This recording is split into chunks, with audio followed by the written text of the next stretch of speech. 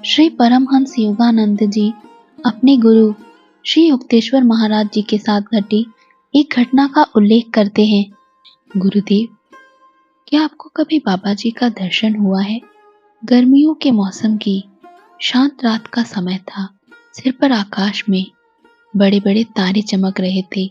मैं श्री रामपुर के आश्रम में दूसरे तल्ले के बरामदे में श्री युक्तेश्वर जी के पास बैठा हुआ था। मेरे इस सीधे प्रश्न पर मुस्कुराते हुए उन्होंने कहा, हाँ, हुआ है। और उनकी आंखें श्रद्धा एवं आदर से चमक उठी। अमर गुरु का 3 बार दर्शन करने का सौभाग्य मुझे प्राप्त हुआ है। प्रथम दर्शन प्रयाग के कुंभ मेले में हुआ था। अति प्राचीन काल से ही भारत में कुंभ मेले लगते आ रहे हैं।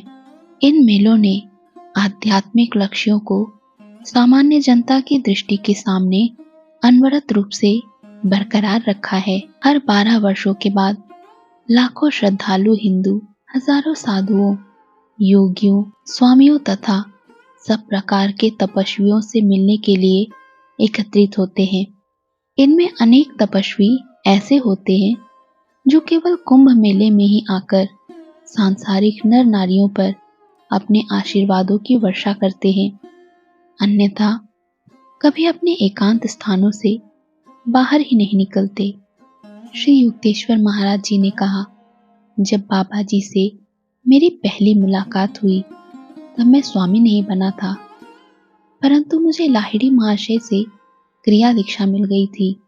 लाहिड़ी महाशय ने ही मुझे 1894 के जनवरी महीने में प्रयाग मेले में होने वाले कुंभ मेले में जाने के लिए कहा था। कुंभ मेले में जाने का यह मेरा पहला अवसर था। विशाल जनसागर और उसके कोलाहल को देखकर मैं किंचित हक्का बक्का सा हो गया था। मैं ध्यान पूर्वक चारों ओर शोध करती हुई दृष्टि से देखता चल रहा था, पर किसी सिद्ध का तपस्वी चेहरा नजर नहीं आ रहा था।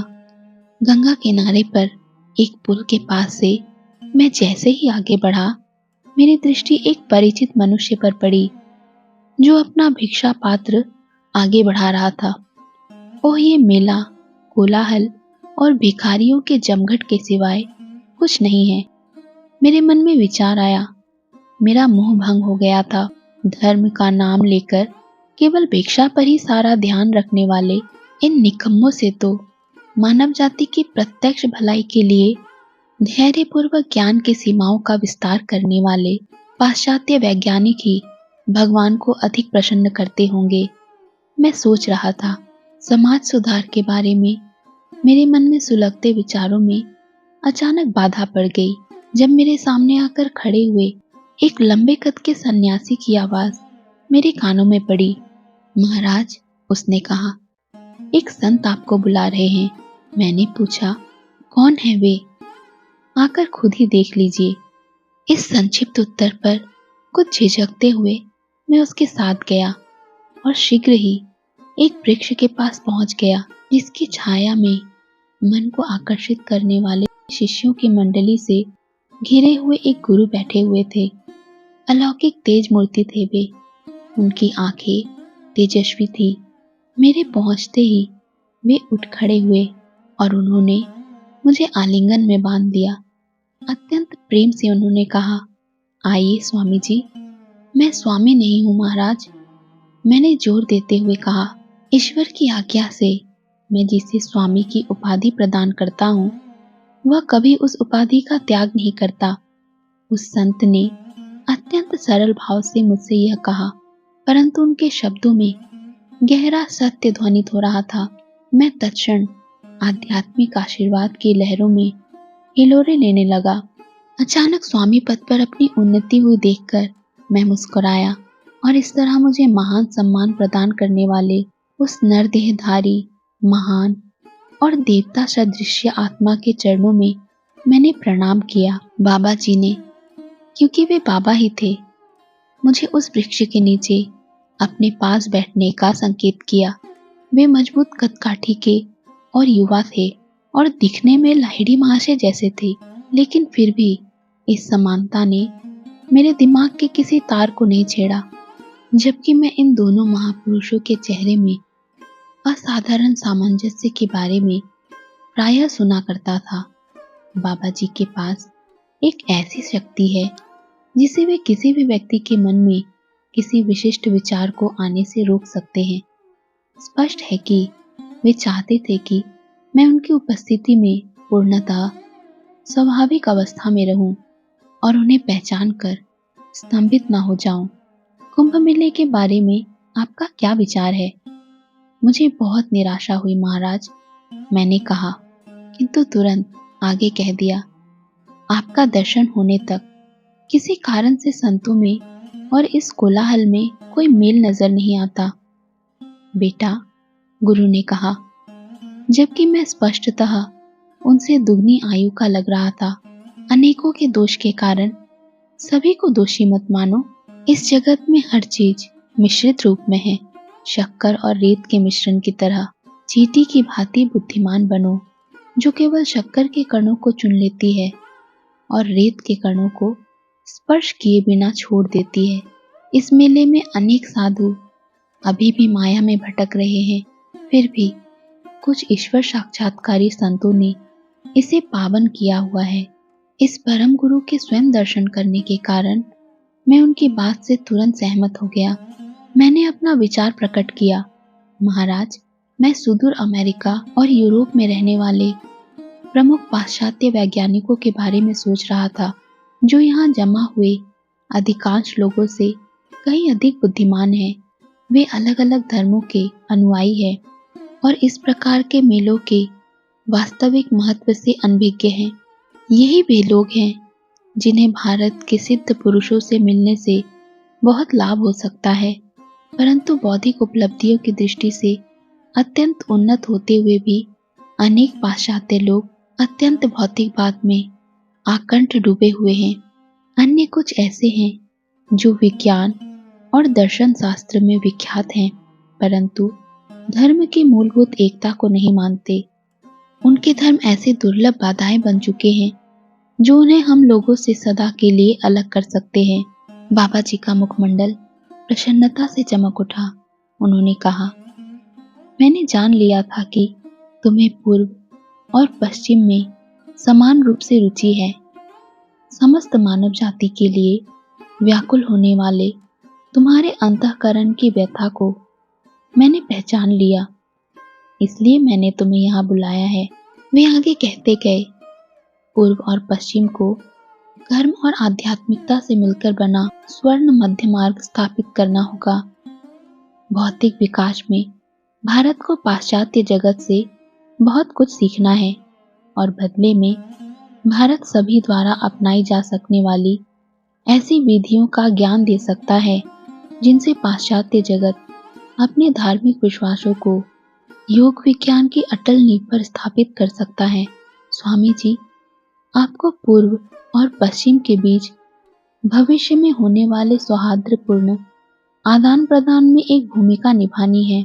कुछ वर्षों बाद मैं आपके पास एक शिष्य भेजूंगा जिसे आप पश्चिम में योग का ज्ञान प्रसारित करने के लिए प्रशिक्षित कर सकते हैं।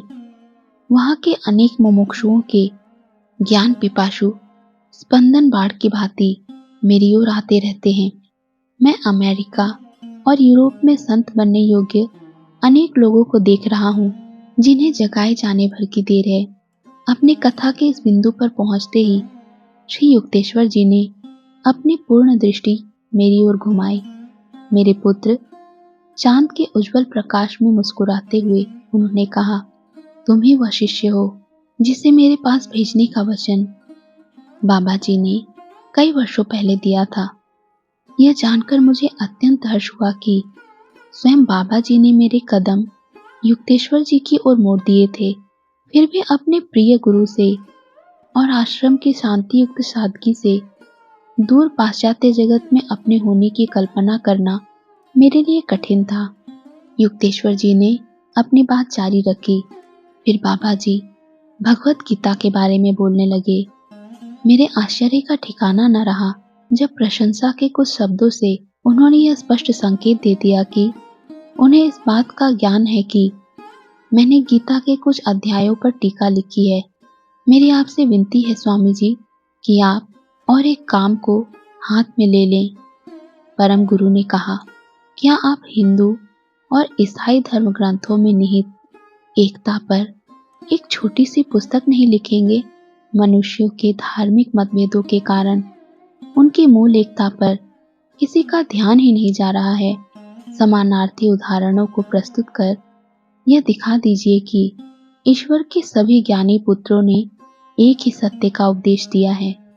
मैंने झिझकते हुए कहा, महाराज, आपने यह कैसा आदेश दे दिया? क्या मैं इसे पूर्ण कर सकूंगा? बाबा जी ने मधुर हंसी हंसकर दिलासा देते हुए कहा, बेटा, यह संदेह क्यों? और कौन सब कार्यों का करता है? प्रभु ने जो भी मेरे मुंह से कहलवाया है उसका सत्य बनकर साकार होना अवश्य भावी है। मुझे ऐसा प्रतीत हुआ कि उन संत महाराज के आशीर्वाद से मुझ में वह काम करने की सामर्थ्यता आ गई थी। अतः मैं पुस्तक लिखने के लिए सहमत हो गया। विदा होने का समय आ गया। यह जानकर मैं अनिच्छापूर्वक अपने पर्णासन से उठा। तुम लाहिड़ी को जानते हो? संत ने पूछा। वह महान आत्मा है ना? उसे हमारी इस भेंट के बारे में बता देना। फिर उन्होंने मुझे लाहिड़ी महाशय के लिए एक संदेश दिया। विदा लेने के लिए जब मैंने उनके चरणों में भक्ति भाव से प्रणाम किया तो वे कृपा पूर्वक मुस्कुराए। जब तुम्हारी पुस्तक पूरी हो जाएगी तब मैं तुमसे पुनः मिलने आऊंगा। उन्होंने वचन दिया। अब हम चलते हैं। युक्तेश्वर जी आगे कहते गए। दूसरे दिन मैं प्रयाग छोड़कर काशी जाने के लिए रेलगाड़ी पर सवार हो गया।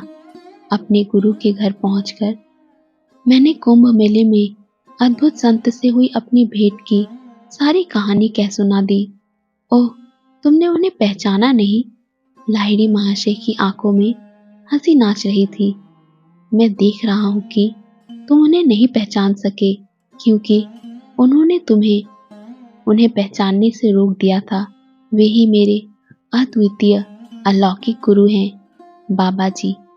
बाबा जी, मैंने श्रद्धा और विस्मय से विभोर होकर कहा।